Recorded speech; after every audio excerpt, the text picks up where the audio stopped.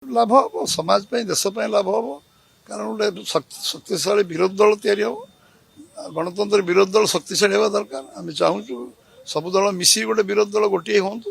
ଅନ୍ୟ ଦିନ କୁହନ୍ତୁ, ଆମ୍ବେଦକରଙ୍କ ଜନ୍ମ ଜୟନ୍ତୀରେ ତ ନ କୁହନ୍ତୁ, ଅନ୍ୟ ଦିନ କହିଲେ ଚଳିବ।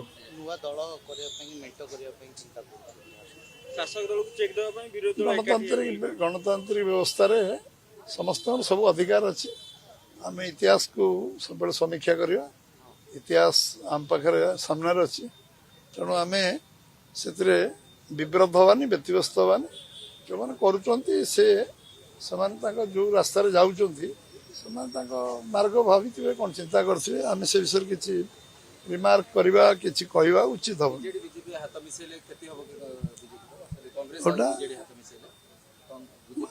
ମିଶାଇଲେ ଲାଭ ହବ, ସମାଜ ପାଇଁ ଦେଶ ପାଇଁ ଲାଭ ହବ।